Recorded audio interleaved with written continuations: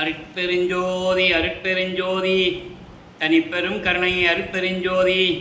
எல்லா உயிர்களும் இன்புற்று வாழ்க, வள்ளல் மலரடி வாழ்க வாழ்க, கொல்லா விரதம் குவளை எல்லாம் ஓங்குக, நல்லோர் நினைத்த நலம் பெறுக, நன்று நினைத்த எல்லோரும் வாழ்க இசைந்து. உலக மக்களே, அறிவார்ந்த அன்பர்களே, ஆண்மநேய ஒருமைப்பாட்டுடைய அன்பர்களே, வல்லப்பமான் அவர்கள் அருட்பெருஞ்சோதி ஆண்டவரால் அவருடைய மகனாக இந்த பூலோகத்திற்கு ஒரு தாயின் வழியாக வருவிக்க உற்று 33 ஆண்டுகள் சென்னையிலே இருந்த காலகட்டங்களில் அவருடைய நிலை என்ன என்பதை தான் நாம் திருவருட்பாவிலிருந்தே பார்த்து கொண்டிருக்கிறோம். வல்லப்பமான் அவர்கள் அருட்பெருஞ்சோதி ஆண்டவருடைய திருவிளையாடலினால் 1/1/1823 ஆண்டு தொடங்கி 30/1/1874 இரவு 12 மணி வரையிலும் அருட்பெருஞ்சோதி ஆண்டவருடைய திருவிளையாடல் 51 ஆண்டுகள் நடந்து கொண்டிருக்கிறது. இந்த 51 ஆண்டுகளை 8 ஆண்டுகளாக பிரித்து தனது மகனுக்கு எப்படியெல்லாம் அருளை கொடுத்து கொண்டிருக்கிறார் என்பதை தான் நாம் திருவருட்பாவிலிருந்தே பார்த்து கொண்டிருக்கிறோம். அதோடு மட்டுமல்ல, ஏற்கனவே இந்த பிரபஞ்சத்தில் தோன்றிய 4 யுகங்களிலுமே கிரேத யுகம், திரேத யுகம், துவார யுகம், கலியுகம், இந்த 4 யுகங்களிலுமே தோன்றிய சமயங்களும் மதங்களும் மார்க்கங்களும் அழிந்து விட்டன. ஏனென்றால் அந்த யுகங்களும் அழிந்து விட்டது. ஒவ்வொரு யுகத்திற்கும் ஆயுள் காலம் உண்டு. அந்த ஆயுள் காலம் முடிந்தவுடனே கிரேத யுகத்திற்கு 17,26,000 வருடங்கள், திரேத யுகத்திற்கு 12,98,000 வருடங்கள், துவார யுகத்துக்கு 8,64,000 வருடங்கள், கலியுகத்துக்கு 5,000 வருடங்கள். இப்படி ஒவ்வொரு யுகத்திற்கும் ஆயுள் காலம் உண்டு. அப்போ அந்த ஆயுள் காலம் முடிந்தவுடனே அந்த யுகம் அழிந்துவிடும். அந்த யுகம் அழிந்து போகும்போது அந்த யுகத்தில் தோன்றிய சமயங்களும் மதங்களும் மார்க்கங்களும் அழிந்துவிடும், செயலற்றுவிடும். அப்போ இனிமேல் கலியுகத்திற்கு பிறகு, கலியுகம் 1900 ஆண்டுகளிலே முடிவடைந்து விட்டது. கலியுகம் முடிவடைந்த காலகட்டங்களில் சுத்த சன்மார்க்க காலம் தொடங்குகிறது. அந்த சுத்த சன்மார்க்கத்தை உலக மக்களிடம் சொல்ல வேண்டும். உலக மக்களை எல்லாம் சுத்த சன்மார்க்கத்தில் இணைக்க வேண்டும். எல்லோரும் இன்புற்று வாழ வேண்டும் என்பதற்காக அருட்பெருஞ்சோதி ஆண்டவர் தன் அருளால் ஒரு ஆண்மகனை பெற்றெடுத்து செல்வப்பிள்ளை என்று பெயரிட்டு வளர்த்து கொண்டிருக்கிறார். பிரம்மன், திருமால், ருத்திரன், மகேஸ்வருடைய ஆயுட்காலம் முடிந்தவுடனே, இவருடைய ஆயுட்காலம் முடிந்தவுடனே சதாசிவம் இறுதியில் 5 தொழில்களை செய்து கொண்டிருக்கிறார். அவருக்கு ஆயுள் காலம் முடிவதற்கு 51 ஆண்டுகள் இருக்கிறது. ஆயுள் காலம் என்பது அவருடைய அருள் நிலைகள் முடிகிற காலம். அப்போ அந்த 51 ஆண்டுகளுக்கு பிறகு இந்த பிரபஞ்சத்தை இயக்க வேண்டும். அப்போ தன் மகனை இந்த பூலோகத்திற்கு வருவிக்க செய்ய வேண்டும். மக்களோடு மக்களாக 51 ஆண்டுகள் உலாவ விட வேண்டும். காரணம், மக்களும் இன்னும் நம்பிக்கொண்டிருக்கிறார்கள். சமயங்களும் மதங்களும் மார்க்கங்களுடைய நெறிகள் இருந்து கொண்டிருக்கின்றன, அதை பின்பற்றி கொண்டிருக்கிறோம் என்ற நிலை அவங்களுக்கு தெரியாது. அந்த நிலையை உலக மக்களுக்கு சொல்ல வேண்டும். அதனால் மக்களோடு மக்களாக இருக்க வேண்டும். உலகிலிருந்து வருவிக்க செய்ய வேண்டும். அப்படி வருவிக்க உற்றவர் தான் நம்ம பிள்ளை பெருமான் அவர்கள். மருதூர் என்ற கிராமத்திலே 5/10/1823 ஆண்டு ராமையா பிள்ளை சின்னையம்மையருடைய இல்லற வாழ்க்கையில் இறைவனுடைய மகனாக வருவிக்க உற்றவர். எப்படி வருவிக்க உற்றார் என்ற நிலையை நாம் ஏற்கனவே விளக்கமாக பார்த்தோம். நம்ம பிள்ளை பெருமான் அவர்கள் அந்த தாயின் கருவறையிலே இருக்கும்போது இறைவனுடைய திருவிளையாடல் எப்படி நடந்தது, இந்த மண்ணுலகை தொடும்போது தொட்ட பிறகு 5 மாத இடைவெளியிலே அங்கே சிதம்பரத்திலே எப்படி தனது தந்தை அருட்பெருஞ்சோதி ஆண்டவர் வெட்ட வெளியாக காட்டினார், சிதம்பர ரகசியத்தை காட்டினார் என்ற விளக்கத்தையும் பார்த்தோம். அதன் பிறகு சென்னையிலே குடியேறிய பிறகு ஏழுகணர் பகுதியிலே வீராசாமி தெருவிலே குடியேறிய பிறகு, இப்போ அந்த இடத்துக்கு பேர் வள்ளலார் நகர் பேர், குடியேறிய பிறகு நமது பிள்ளை பெருமான் அவர்கள் அங்கே வளர்ந்து கொண்டிருக்கிறார்கள். நமது குழந்தை இறைவன் பள்ளியிலே கொண்டு போய் சேர்க்கிறார்கள். படிக்க முடியவில்லை அவரால். படிக்க மனம் இல்லை, மனம் ஒத்துப்போகவில்லை. காரணம், அங்கே இறைவனுடைய திருவிளையாடல் நடக்குது. தனது மகன் இந்த உலகியலிலே சந்தை படிப்பை படிக்கக்கூடாது. தனது மகன் யாரையும் குருவாக ஏற்றுக்கொள்ளக்கூடாது. தனது மகன் காவி உடையை அணியக்கூடாது என்ற நிலை தன் மகனிடம் திருவிளையாடல் செய்து கொண்டிருக்கிறார் அருட்பெருஞ்சோதி ஆண்டவர். அது அவருக்கு தெரியாது, நம் குழந்தை இறைவனுக்கு தெரியாது. 8 ஆண்டுகள் வரையிலும் இதே நிலை தொடர்ந்து கொண்டிருக்கிறது. 9வது ஆண்டு தொடக்கத்தில் இறைவன் தன் மகன் முன் எழுந்தருளி, நமது பிள்ளை பெருமான் முன்னாலே எழுந்தருளி அப்போ அவர் பெயர் ராமலிங்கம் தான். உலகிலேயே அவர்கிட்ட பேர் ராமலிங்கம். அருப்பஞ்சாண்டவர் தன் மகனுக்கு இட்ட பெயர் செல்வப்பிள்ளை. அதனால்தான் தான் நான் பிள்ளை பெருமான் என்று கூறுவதுண்டு. அதன் பிறகு உலகிலே திரு அருட்பிரகாச வள்ளலார் என்று அழைக்கப்பட்டால் அந்த பெயர் நிலைத்து விட்டது. ஆக பிள்ளை பெருமான் அவர்கள் தன் தந்தையை பார்த்தவுடனே மனம் மகிழ்கிறார். அவர் முன் எழுந்தருளி, மகனே, நீ என்னுடைய மகன், எனக்கு மூத்த மகன், என் குலமகன். உன்னை நான் வருவிக்க செய்தேன் இந்த பூலோகத்திற்கு. உன்னால் காரியங்கள் எல்லாம் ஆக வேண்டியது இருக்கிறது. முன்பருவம் பின்பருவம் காட்டி உனக்கு அருள் செய்வேன். இப்போது ஞானத்தை பெற்றுக்கொள் என்று சொல்லி ஞானத்தை கொடுத்துவிட்டு மறைந்து விடுகிறார். அதன் பிறகு நமது பிள்ளை பெருமான் அவர்களுக்கு மறைப்பு நிலை ஏற்படுகிறது. மறைப்பு நிலை என்பது சுத்த சன்மார்க்கம் என்ன என்பது அவருக்கு தெரியாது. அருட்பெருஞ்சோதி ஆண்டவர் என்று அப்போ அவருக்கு தெரியாது. சைவ சமயத்திலிருந்து சைவகுலத்திலிருந்து வருவிக்க உற்றதனால் சைவ சமயத்தின் தலைவனாகிய சிவபெருமானை இறைவனாக ஏற்றுக்கொண்டு நமச்சிவாயா, ஓம் சிவாயா, சிவாய நம என்று மந்திரங்களை சொல்லிக்கொண்டு திருநூரை பூசிக்கொண்டு, சைவத்தின் அடையாளம் திருநீர் பூசிக்கொள்வது, உத்திராட்சத்தை கழுத்திலே மாட்டிக்கொண்டு இறைவனை பற்றி பாடிக்கொண்டிருக்கிறார். 9வது ஆண்டிலிருந்து 12 ஆண்டுகளுக்குள் அவர் வருவிக்க உற்று 9வது ஆண்டிலிருந்து 12 ஆண்டுக்குள் இந்த 3 ஆண்டுகளிலே இடைப்பட்ட காலத்தில் 1ஆம் திருமுறை உருவாகிறது. 1ஆம் திருமுறை மொத்தம் 8 பதிகங்கள்: திருவிடை புகழ்ச்சி, விண்ணப்ப கலிவன்பா, நெஞ்செறி உறுத்தல், சிவநேச வெண்பா, மகாதேவ மாலை, வடிவிட மாணிக்க மாலை, இங்கித மாலை. 8 பதிகங்கள் உண்டு. 712 பாடல்கள். இதில் நாம் திருவருள் முறையீடு பார்த்துவிட்டோம், வடிவிட மாணிக்க மாலையை பார்த்துவிட்டோம், சிவநேச வெண்பாவை பார்த்து கொண்டிருக்கிறோம்.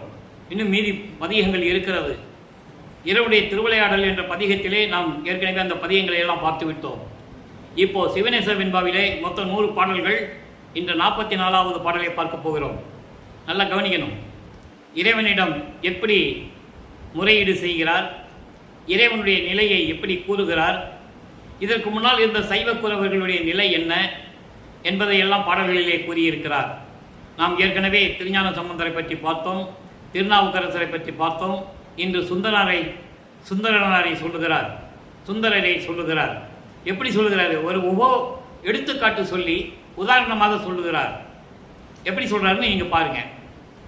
எம் பறவையோ மண்ணிடந்து அலைந்தான் சுந்தரனார், தம்பறவை வீட்டு தலைக்கடையாய் வெம்பனையாய் வாயில் படியாய் வடிவெடுக்க நேர்ந்திலனே மாய பெயர் நீண்ட மால். இது பாடல். பாடல் கொஞ்சம் கடினமாக இருக்கும். இறைவன் கொடுத்த விளக்கம் மிகவும் எளிமையானது. நான் ஏற்கனவே கூறியது போல, நான் தமிழ் இலக்கணம் இலக்கியம் கற்றவன் அல்ல. இறைவனுடைய அருளை பெற்றுக்கொண்டு என் தந்தை வல்லப்பமானவர்கள் கொடுத்த விளக்கத்தை உங்களுக்கு இந்த வள்ளலார் மொழியை எடுத்து கூறிக்கொண்டிருக்கிறேன். காரணம், என்னை அதற்காகவே இறைவன் என்னை ஆட்கொண்டார். 203 ஆண்டுகள் வெள்ளப்பமானவர்கள் வருவிக்க உற்ற நிலையிலும் கூட திருவருட்பாவுடைய அருள் நிலைகளையும் வல்லப்பமானவர்கள் வருவிக்க உற்று எந்தெந்த நிலைகளிலே எப்படி இருந்தார் என்பதையும் உலக மக்களுக்கு யாரும் சொல்லாத காரணத்தினால் அந்த விளக்கத்தை நான் 5 ஆண்டுகளாக இந்த யூடியூப்பில் நான் சொல்லிக் கொண்டிருக்கிறேன். இதை ஏன் கூறுகிறேன் என்றால், நீங்கள் புரிந்து கொள்ள வேண்டும். திருவருட்பாவுடைய அருள்நிலை எப்படிப்பட்டது என்பதை நீங்கள் புரிந்து கொள்ள வேண்டும். காரணம், ஏற்கனவே தோன்றிய எல்லா நூல்களையும் சொன்னார்கள். நான் ஏற்கனவே கூறியது போல திருவருட்பாவை பற்றி பேசும்போது மற்ற நூல்களை பற்றி நான் பேசுவதில்லை. வல்லப்பமானவர்கள் கூறியதனால் இந்த விளக்கத்தை நான் சொல்ல வேண்டிய எனக்கு கடமை இருக்கிறது. எல்லாருடைய நிலைகளையும் கூறினார்கள். தேவாரத்தை பற்றியும், திருவாசகத்தை பற்றியும், திருமந்திரத்தை பற்றியும், திருக்குறளை பற்றியும், பெரிய புராணத்தை பற்றியும் எல்லா நூல்களை பற்றி சொன்னார்கள்.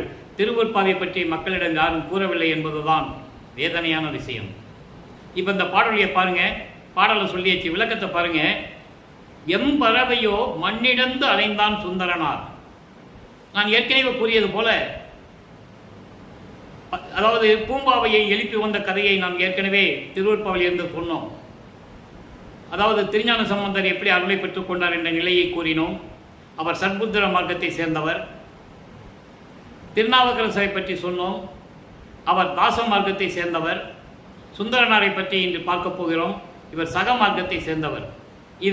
இந்த மார்க்கங்களில் தோன்றியவர்கள் இவர்கள். அவர்களும் இறைவனடி சேர்ந்து விட்டார்கள், மார்க்கங்களும் முடிந்து விட்டது.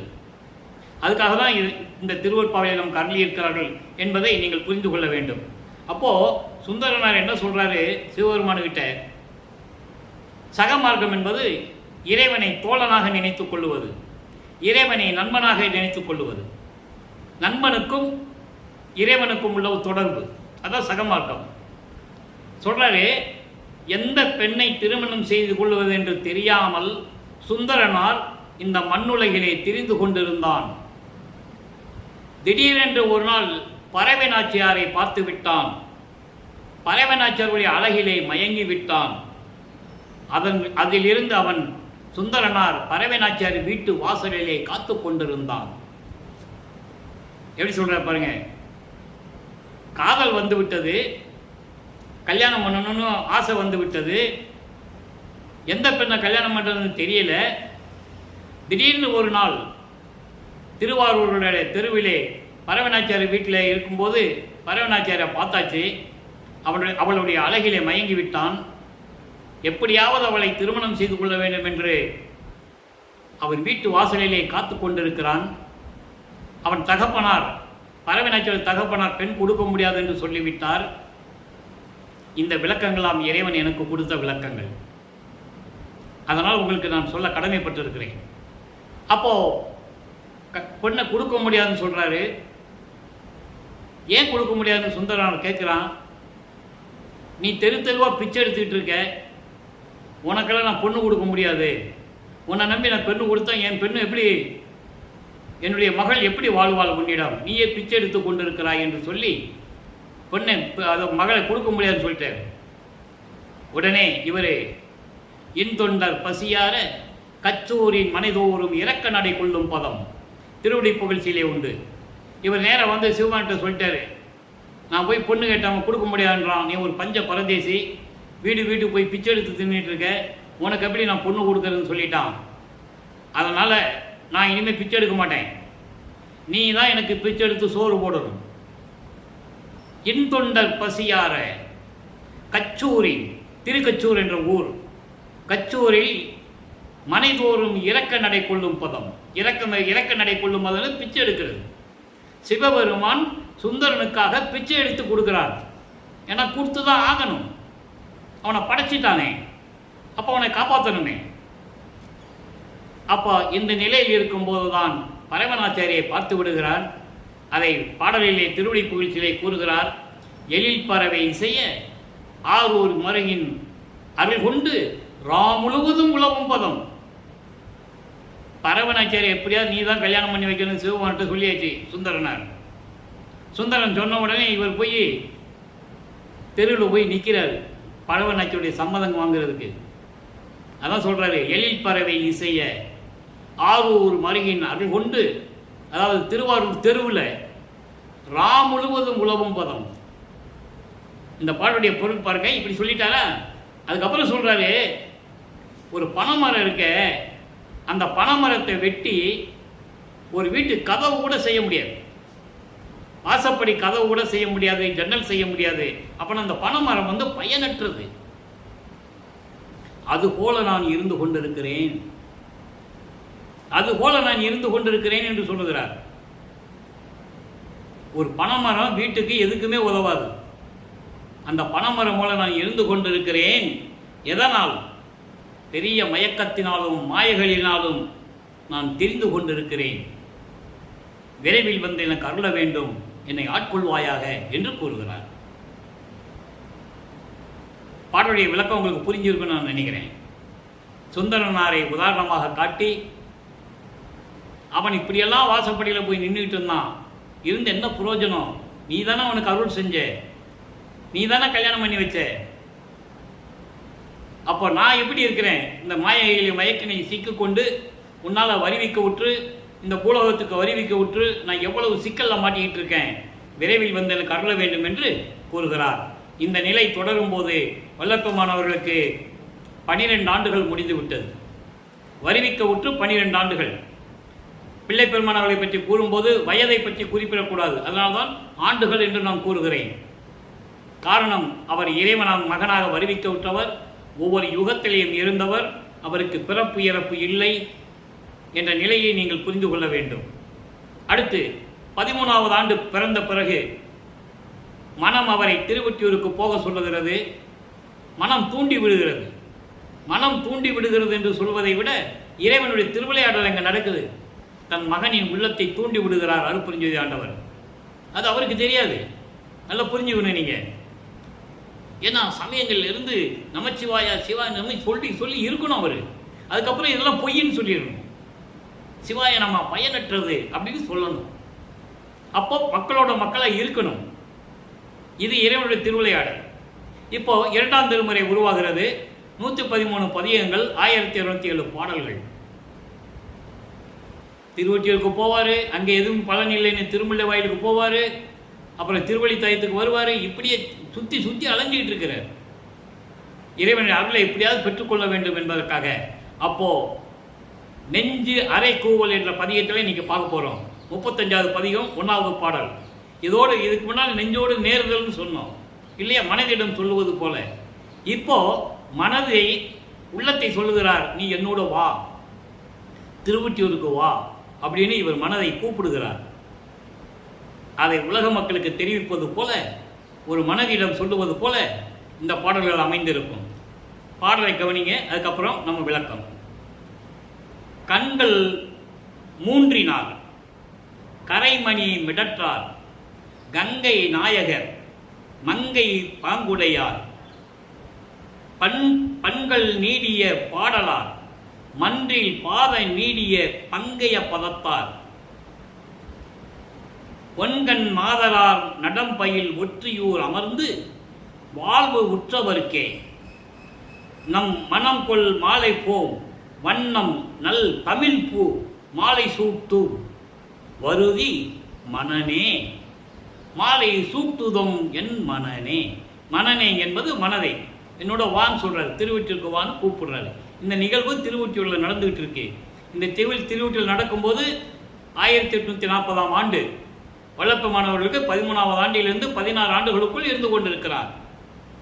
சரியா புரிஞ்சுக்கணும் நீங்க. ஏன் இந்த நிலைகளெல்லாம் சொல்றேன்னா, இது வரைக்கும் வல்லப்பெருமானை பற்றி யாரும் சொல்லலை. அதனால்தான் இறைவனால் ஆட்கொள்ளப்பட்டு நான் சொல்லிக்கிட்டு இருக்கேன் 5 வருஷமா. யூடியூப்ல பார்த்தா நீங்க எல்லா விளக்கங்களையும் கேட்கலாம்.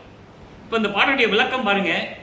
3 கண்கள் மூன்றினார், 3 கண்கள் உடையவன். நெற்றிக் கண்ணோடு சேர்ந்து 3 கண்கள் சிவபெருமானுக்கே. கரைமணி மிடற்றார், கரைமணி மிடற்றார் என்பது அதற்கு ஒரு விளக்கம் தர வேண்டியிருக்கிறது. காரணம், அசுரர்கள் தேவர்களை துன்புறுத்திக் கொண்டிருக்கிறார்கள். தேவர்கள் உயிரோடு வாழ வேண்டும் என்றால் பார்க்கடலை கடந்து அமுதம் எடுத்து தர வேண்டும்.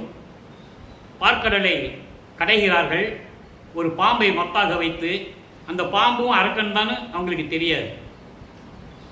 கடைகிறார்கள், அமுதம் வருகிறது. அமுதம் வந்தவுடனே அந்த பாம்பு தன்னுடைய விஷத்தை உமிழ்கிறது.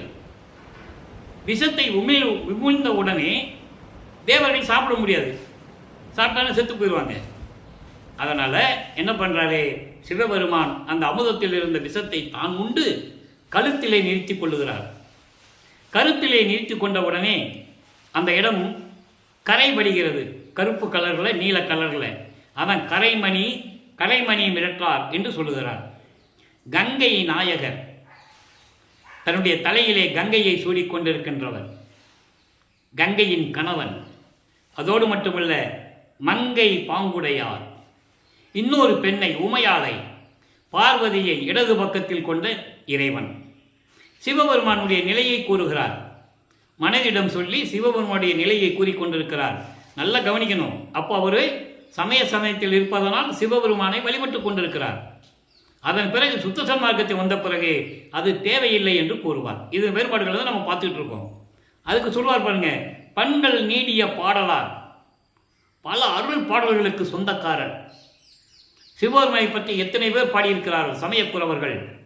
திருநாவுக்கரசர், திருஞான சம்பந்தர், சுந்தரன், வாதவூரான் என்ற மாணிக்க வாசகர், இப்படி நிறைய பாடல்களை பாடி நிறைய பாடல்களுக்கு சொந்தக்காரர். அதோடு மட்டுமல்ல, பங்கைய பதத்தார், செந்தாமரை போன்று மெல்லிய திருவடிகளை உடையவர்.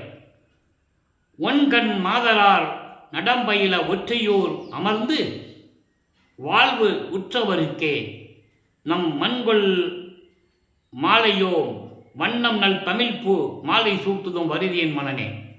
அங்கே எனது தாய் சிவகாமி வள்ளியோடு திருவொற்றியூரிலே அமர்ந்து கொண்டு அருளடனம் செய்து கொண்டிருக்கின்ற இறைவன் தியாகராஜ பெருமான் இருக்கிறாரே, அவரை போற்றி வணங்குவதற்காக ஒரு மாலையை எடுத்துக்கொண்டு அவரிடம் போய் செந்தமிழால் பாடல்களை பாடி அருளை பெற்று விடுவோம், வா மகனே, வா மனனே, வா மனமே என்று மனதிடம் கூறுகிறார். இறைவனை பற்றி உருவகப்படுத்துகிறார், சிவபெருமான் எப்படி இருப்பார்னு. அதே நேரத்தில் மனதிடம் சொல்கிறார், இப்படிப்பட்ட இறைவனை நாம் வணங்க வேண்டும், என்னுடன் வா மனமே. போகும்போது ஒரு மாலை எடுத்துட்டு போவோம். மாலையை அவர் கழுத்திலே சாத்தி அணிவித்து செந்தமிழால் பாட்டு பாடி இறைவனுடைய அருளை பெற்றுக்கொள்வோம், வா மனமே என்று சொல்லி மனதிடம் சொல்லுகிறார். இப்போ இந்த நிலை தொடரும் போது பிள்ளைப்பெருமான் அவர்கள் 16 ஆண்டுகளுக்குள் இருந்து கொண்டிருக்கிறார் என்பதை நீங்கள் புரிந்து கொள்ள வேண்டும். 13வது ஆண்டிலிருந்து 16 ஆண்டுகளுக்குள் அந்த நிலையை தான் பார்த்துக்கிட்டு இருக்கோம். 1824ஆம் ஆண்டிலிருந்து 1840 ஆண்டுகள் வரை அவருடைய நிலை எப்படி இருந்தது? சென்னையிலே இருந்த காலகட்டங்களில், இந்த பூலோகத்திற்கு வருவிக்கவுற்று தோன்றி துணையாக இருந்த காலகட்டங்களில், மக்களோடு மக்களாக உலாவிக் கொண்டிருந்த காலங்களில் அவருடைய நிலை என்ன என்பதை தான் இப்போ நம்ம பார்த்துக்கிட்டு இருக்கோம். சரி, இந்த நிலைகள் முடிந்த பிறகு அருட்பெருஞ்சாண்டவர் தன் மகனை ஆட்கொண்டு 33 ஆண்டுகள் கழித்து, இவர் வருவிக்கவுற்று 33 ஆண்டுகள் வரையில் சென்னையில் இருக்கிறார். சென்னையில் இருக்கும்போது சமய நெறிகளில் இருந்து கொண்டிருக்கிறார். அதன் பிறகு தன் மகனை ஆட்கொள்ளுகிறார். இதனுடைய நிலைகளை நாம் விளக்கமாக ஏற்கனவே அருட்பெருஞ்சோதி ஆண்டவருடைய திருவிளையாடல் என்ற பதிவுகளிலே நாம் பார்த்து விட்டோம். நான் ஒரு வீடியோ போட்டிருக்கோம், கிட்டத்தட்ட 1.25 வருஷமாக அந்த வீடியோவை நம்ம போட்டிருக்கோம். நீங்கள் நம்ம யூடியூப்பில் போனால் பார்த்துக்கலாம். அப்போது அது நிலை மாறிய பிறகு 33 ஆண்டுகள் கழித்து தன் மகனை திருப்பவும் ஆட்கொண்டு சுத்த சன்மார்க்கத்தை கொடுத்த பிறகு அவருடைய நிலை என்ன, எப்படி தெரிவிக்கிறார்? இங்கே சிவபெருமான் சொல்லுவார், எல்லா நிலையும் சொல்லுவார். சுத்த சன்மார்க்கத்தை பெற்ற பிறகு 6ஆம் திருமுறையிலே பதிகம் 34 இறை எளிமையை வியத்தல் அப்படின்னா வாதனை கழிதல், அதாவது வாதனைக்கு இரங்கல். உன்னாலே இந்த பூலோகத்திற்கு வருவிக்க உற்று நான் பட்ட துன்பங்களெல்லாம் எப்படி என்பதை இந்த பாடலிலே கூறியிருக்கிறார்.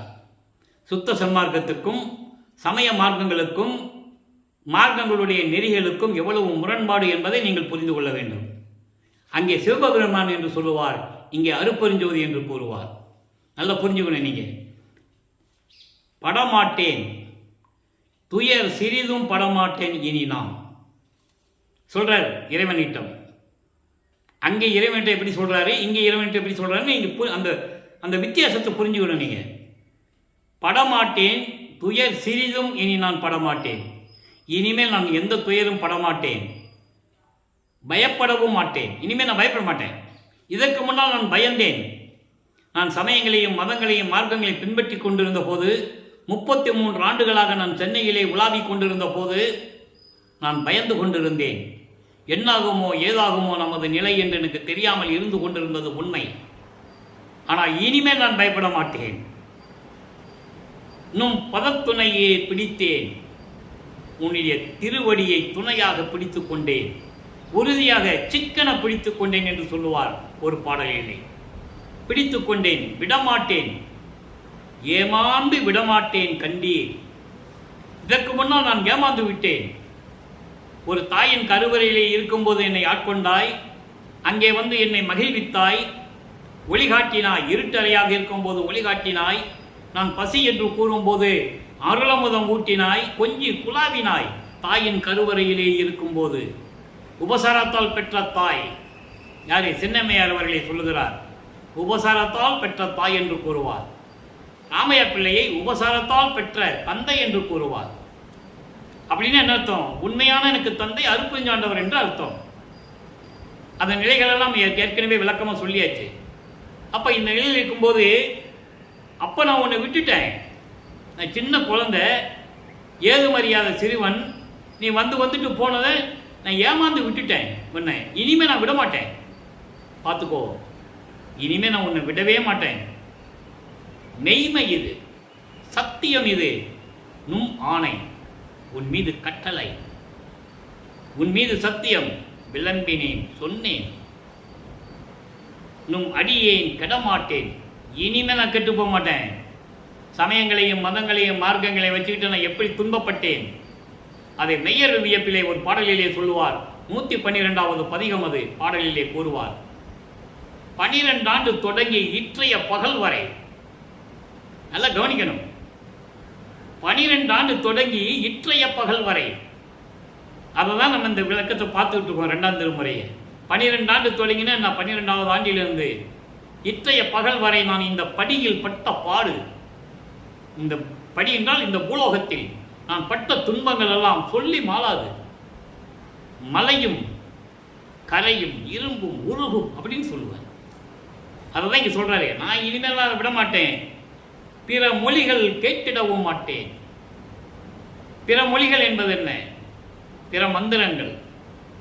சிவாய நம, ஓம் சிவாய, நமச்சிவாய, ஓம் நம நாராயண, ஓம் சரவண பவ, ஓம் கணபதி பவ, யாரெல்லாம் நமக்கு தேவையில்லை, கேட்டிட மாட்டேன். தேவர்கள் சொல்லுவதையும் நான் கேட்க மாட்டேன். தேவர்கள் என் முன் வழியிலர் என்று சொல்லுவார் ஒரு பாடலிலே. தேவர்கள் எல்லாம் செத்து செத்து பிறந்தவர்கள். நான் அப்படிப்பட்டவன் அல்ல. நான் மரணமில்லா பெருவாழ்வில் இருந்து கொண்டிருப்பவன் இந்த பிரபஞ்சத்தில் என்று கூறுவார். அதனால் அவர்களெல்லாம் எனக்கு நிகரானவர்கள் இல்லை என்று கூறுவார். இதை மக்களிடம் சொல்லுவது யார்? அந்த உறுதியும் மன உறுதியும் அந்த தைரியமும் இறைவன் கொடுத்தால்தான் சொல்ல முடியும். திருவருட்பாவிலே இருக்கிறது. இங்கு பேசக்கூடிய கருத்துக்கள் விளக்கங்கள் அத்தனையுமே திருவருட்பாவில் இருக்கின்ற உண்மை என்பதுதான் நீங்கள் புரிந்து கொள்ள வேண்டும். கதை அல்ல, கற்பனை அல்ல. ஆக இப்படியெல்லாம் நான் இருக்க மாட்டேன். கிளர் ஒளி அம்பலத்தாடல் வளர் ஒளி நும் அல்லால். என்ன அருமையான வரி பாருங்க இதை. அதாவது கிளர் ஒளி அம்பலத்தாடல் வளர் ஒளி நும் அல்லால். அதாவது அருள் ஒளி வீசிக்கொண்டு திருச்சிற்றம்பலத்திலே சுத்த சிவஞான வெளியிலே பரிபூரணமாக பிரபஞ்சம் முழுவதும் ஒளி வீசிக்கொண்டிருக்கின்ற உன்னை தவிர நும் அல்லால். ஏன்னா அங்கே ஒரு சத்தியஞான சபை இருக்கு. அந்த சத்தியஞான சபைக்கு தான் இவர் அடிக்கடி போயிட்டு வருவார், வளர்ப்பமான். அதெல்லாம் யார் மக்கள்கிட்ட சொன்னது? இங்கே அவர் இல்லைன்னா என்ன சொல்லுவாங்கன்னா, அவர் எங்கே போனாருன்னு தெரியாதுப்பா, எந்த ஊருக்கு போனாருன்னு தெரியாது, எந்த ஊரில் சுற்றிட்டு இருக்காருன்னு தெரியாது, 6 மாதம் ஆகுமோ 1 வருஷம் ஆகுமோ வர்றதுக்கு, இப்படி தான் சொல்லிட்டு இருப்பாங்க. ஆனால் அவர் இருக்கிறது எங்கே? சுத்த சிவஞான வெளியில் அங்கே சத்தியஞான சபை இருக்கு. அவங்க அப்பா அருட்பெருஞ்சோதி ஆண்டவரோட கொஞ்சி குலாபி விளையாண்டுக்கிட்டு இருப்பாருங்க. பாடல் உண்டு, கதை அல்ல, கற்பனை அல்ல. அங்கே இருக்கிற சத்தியஞான சபை இப்படியே உலக மக்களுக்கு கொடுக்கணுங்கிறதுக்காக தான் இங்கே வடலூரில் கட்டினார். நல்லா புரிஞ்சுக்கணும், ஓகேவா? அப்போது இப்படி அருள் ஒளி வீசிக்கொண்டு பரிபூரணமாக பிரபஞ்சம் முழுவதும் ஒளி வீசிக்கொண்டிருக்கின்ற திருச்சிற்றம்பலத்தில் விளங்கி கொண்டிருக்கின்ற உன்னை தவிர நடமாட்டேன். நடமாட்டேன் அர்த்தம், உன்னை தவிர யாரையும் என் மனசில் நினைக்க மாட்டேன். அது ஒரு பாடலில் சொல்வார் நண்பர்களே. என்றே மெய்கண்ட நான் மற்ற பொய்கண்ட தெய்வங்களை நிறுவுவேனோ. அதோடு மட்டுமா இன்னொரு இடத்துல சொல்லுவாரு, மறந்தும் என்ற நாவால் உரைக்க மாட்டேன் சிறு தெய்வ நாமங்களை. மறந்து கூட உன்னை தவிர மற்ற தெய்வங்களுடைய பேரை நான் சொல்ல மாட்டேன். அவங்கெல்லாம் சிறு தெய்வங்கள். சிவபெருமான் முதல் பிரம்மன் திருமால் ருத்திரன் முதல் எல்லாருமே சிறு தெய்வங்கள் என்று கூறுகிறார். மறந்தும் என்ற நாவால் உரைக்க மாட்டேன். மறந்து கூட நான் என் நாக்கில் சொல்ல மாட்டேன், என் வாயால் சொல்ல மாட்டேன் சிறு தெய்வ நாமங்களை. என்றே மெய்கண்ட நான் மற்ற பொய்கண்ட தெய்வங்களை நிறுவுவேனோ. நான் எப்பயுமே நீதான உண்மையான இறைவன் என்று சொல்லி கொண்டிருக்கும் போது மற்ற தெய்வங்கள்கிட்ட நான் எப்படி போய் சேருவேன் அப்படின்னு சொல்றாரு. அதுக்கு தான் இங்கே சொல்றாரு, நும்மலால் நடமாட்டேன், வேற யாரையும் என் மனதில் நினைக்க மாட்டேன். எதையும் நினைக்க மாட்டேன் என் உள்ளத்தில், நான் சாகவும் மாட்டேன். எவ்வளவு அருமையா சொல்ற பாருங்க. நான் சாகவும் மாட்டேன், உன்னை விட மாட்டேன் இனிமே. நல்ல திருவருளாலே நான் தான் ஆனேனே, நான் தான் ஆனேனே. எவ்வளவு பெரியவங்க. அண்டர்லைன். யாரும் சொன்னதில்லை நான் இறைவனாகிவிட்டேன் என்று.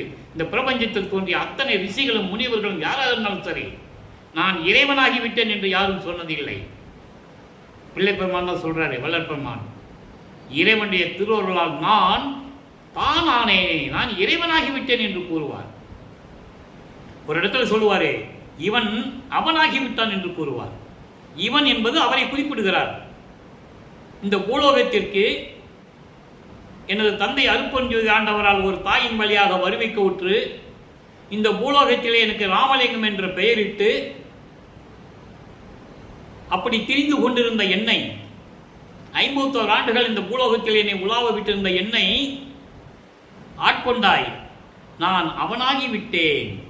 யாரே? அருட்பெருஞ்சோதி ஆண்டவராகிவிட்டேன் என்று கூறுகிறார். மக்களிடம் யார் சொன்னது? அவரை துறவி என்றார்கள், பாடலாசிரியர் என்றார்கள், வசனகர்த்தா என்றார்கள். எவ்வளவு மனம் அழுகின்றது தெரியுமா?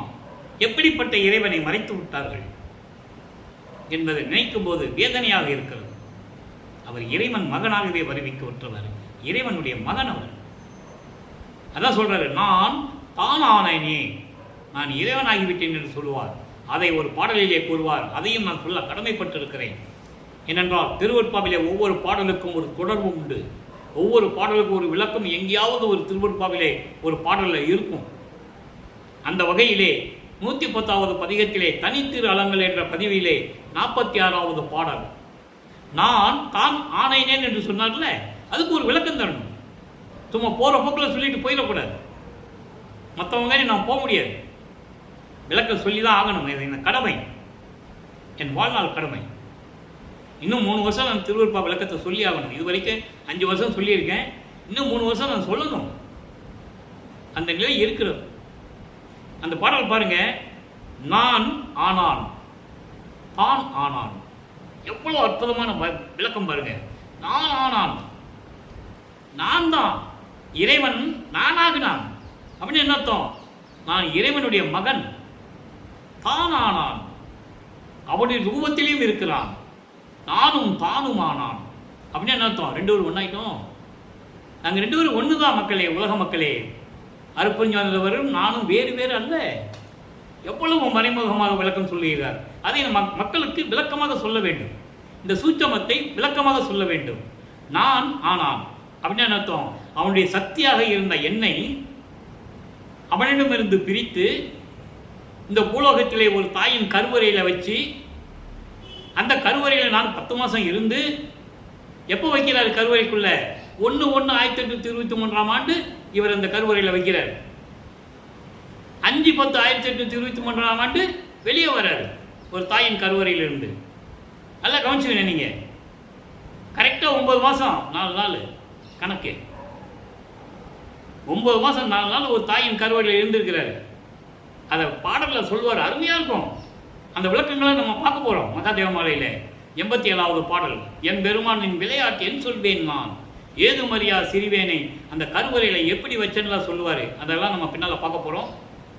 அதான் சொல்கிறாரு, நான் ஆனான், தான் ஆனான், நானும் தானும் ஆனான், தேனானான், தென்னமுதாய் தித்தித்து நிற்கின்றான், வானானான், வானானான், ஞான மண்ணுமென்றில் ஆடுகிறான். எங்கே? திருச்சிற்றம்பலத்திலே ஆடுகிறான். கோனானான், என்னுடைய அரசனானான், என் உள் குலாவுகின்ற கோமானே, என் உள்ளத்திலே தங்கி குலாவிக் கொண்டிருக்கின்ற இறைவனே, என் இறைவன் அருட்பெருஞ்சோதி ஆண்டவர் என் தந்தையே என்று கூறுகிறார். ஆக வல்லற்பெருமான்கள் வருவிக்க உற்று 1ஆம் ஆண்டிலிருந்து 16 ஆண்டுகளுக்குள் இருந்த நிலைகளை நாம் தெளிவாக பார்த்தோம். 1ஆம் திருமுறை 2ஆம் திருமுறை பாடல்களை பார்த்து விட்டோம். சுத்த சன்மார்க்கத்தை பெற்ற பிறகு அதே நிலையில் வல்லற்பெருமானவர் அருட்பெருஞ்சோதி ஆண்டவருடைய நிலையை எப்படி கூறுகிறார்? அருட்பெருஞ்சோதி ஆண்டவர் எப்படி அருளை பெற்றுக் கொண்டார்? எப்படி இறைவனானார்? சித்தி வளாகத்திலே 30/1/1874 ஆண்டு இரவு 12 மணிக்கு அருட்பெருஞ்சோதி ஆண்டவர் தன் மகனோடு அவர் வந்து கலந்து கொள்ளுகிறார். இவர் போகல, அவர் தான் வரணும்.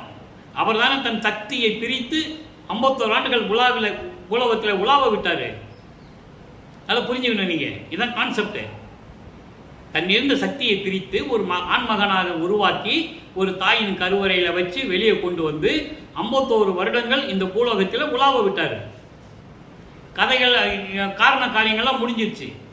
சுத்த சன்மார்க்கத்தை உலக மக்கள்கிட்ட சொல்லியாச்சு. இப்போ இறைவன் ஒருவனே என்ற நிலைக்கு வர வேண்டும். ஏன்னா சுத்த சன்மார்க்க நெறியே அதான், இறைவன் ஒருவன். அவன் அருட்பெருஞ்சோதி ஆண்டவர் ஒளி வடிவில் இருக்கிறார். தெய்வ வடிவத்தில் உருவம் கிடையாது, அர்ச்சனை கிடையாது, கற்பூரம் ஏற்ற வேண்டியதில்லை, ஊதுவத்தி கொளுத்த வேண்டியதில்லை, வாழைப்பழம் தேவையில்லை, குத்து விளக்கு தேவையில்லை, அபிஷேகம் தேவையில்லை, மந்திரங்கள் தேவையில்லை. அருட்பெருஞ்சோதி அருட்பெருஞ்சோதி தனிப்பெருங்கருணை அருட்பெருஞ்சோதி என்ற ஒரே மகா மந்திரம். வேறு எந்த மந்திரங்களும் தேவையில்லை. நமச்சிவாயா சிவாயா அதெல்லாம் பயனற்றது என்று சொல்லிவிட்டார். முடிந்து விட்டது. அது மக்களுக்கு தெரியவில்லை. அதை சொல்லுவதற்காகத்தான் நான் பூலோகத்திற்கு வருவிக்க விட்டேன் என்று கூறுகிறார். அதற்காகத்தான் என்னை அந்த சமயங்களிலே உலாவ விட்டார் என்பது தந்தை என்றும் கூறுகிறார். அங்கே இருந்த வரைக்கும் எனக்கு எந்த விதமான பலனும் கிடைக்கவில்லை. 33 ஆண்டுகள் இருந்தேன், எனக்கு எந்த விதமான பலனும் கிடைக்கவில்லை. அதை விட்டு சுத்த சன்மார்க்கத்துக்கு என் தந்தை வரவழைத்த பிறகு நான் எல்லா பலன்களையும் பெற்றுக்கொண்டேன் என்று கூறுவார் பேருபதேசத்திலே. அந்த பேருபதேசத்து விளக்கத்தையும் நாம் பார்த்து விட்டோம். நம்ம யூடியூப்ல இருக்கு, நீங்கள் விளக்கமாக பார்த்துக்கலாம். ஆக இந்த நிலையில் வல்லப்பெருமான்கள் இருந்து கொண்டிருக்கிறார்கள். அவர் இறைவன் மகனாகவே வருவிக்க விட்டவர். 51 ஆண்டுகள் இந்த பூலோகத்திலே இந்த மண்ணிலே உலாவ விட்டு, அதாவது மக்களோடு மக்களாக இருந்து கொண்டு, அதன் பிறகு தனது தந்தை மகனோடு 2 கலந்து கொள்ளுகிறார். கலந்து கொண்ட இடம்தான் மேட்டுக்குப்பம் என்ற கிராமத்திலே சித்தி விலாக மளிகையிலே. இப்போதும் அங்கே இருந்து கொண்டுதான் பிரபஞ்சத்தை இயக்கிக் கொண்டிருக்கிறார். அவங்க அப்பா கூப்பிடுவார் அருட்பெருஞ்சாண்டவர், மகனே உனக்கென்று தனி உலகம் இருக்கிறது. எப்படிக்கு திருமால் பிரம்மனுக்கு சிவனுக்கு இருக்கிறதோ அதே மாதிரி உனக்கு ஒரு உலகம் இருக்குது, வான்னு கூப்பிடுவார். நான் வரமாட்டேன்னு சொல்லிடுவேன். இது என் உலகம், என் மக்கள். நான் இல்லை என்றால் ஒரு கணமும் கூட இருக்க மாட்டார்கள் எனது மக்கள். நான் இங்கே இருந்து கொண்டே நான் இந்த பிரபஞ்சத்தை இயக்கிக் கொள்ளுகிறேன் என்று கூறுவார். விரிப்பிலேன் மாலையன் பதவி வேண்டு கொல் என வீழ்மினும் கொல்லேன். தெளிவாக சொல்லுவார். எல்லா விளக்கங்களுக்கும் பாடலும் நண்பர்களே. எனவே நாம் தினமும் இந்த நிகழ்ச்சிகளை பார்த்து கொண்டிருக்கிறோம். காரணம், வல்லப்பெருமானுடைய அருள்நிலையை உலக மக்களுக்கு தெரியப்படுத்த வேண்டும். எப்படியாவது திருவருட்பெருமானுடைய புகழை இந்த உலக மக்களுக்கு பறைசாற்ற வேண்டும் என்ற நோக்கத்தில் தான் இந்த வள்ளலார் ஊழியன் இந்த முயற்சியில் ஈடுபட்டு கொண்டிருக்கிறேன். நீங்கள்லாம் இந்த பதிவுகளை பார்த்து இறைவன் அருளை பெற்றுக்கொண்டு சுத்த சன்மார்க்கத்தில் இணைந்து அருட்பெருஞ்சோதி அருட்பெருஞ்சோதி தனிப்பெருங்கருணை அருட்பெருஞ்சோதி மகாமந்திரத்தை சொல்லி தீப வழிபாடு ஒளி வழிபாடு செய்து இறைவன் அருளை பெற்றுக்கொண்டு நீங்கள் இந்த உலகத்திலே வாழ்வாங்க வாழ வேண்டும், நோயற்ற வாழ்வில் வாழ வேண்டும், மரணமில்லா பெருவழிவில் வாழ வேண்டும் என்று இறைவனுடைய தயவோடையும் கருணையோடையும் இந்த வள்ளலார் ஊழியன் உங்களை வாழ்த்தி விடைபெறுகிறேன். நன்றி, வணக்கம். அருட்பெருஞ்சோதி அருட்பெருஞ்சோதி தனிப்பெரும் கருணை அருட்பெருஞ்சோதி. தினமும் உங்களுக்கு விளக்கம் கிடைக்கும். கேட்டு மகிழ்ந்து இறைவன் அருளை பெற்றுக்கொள்ளுங்கள்.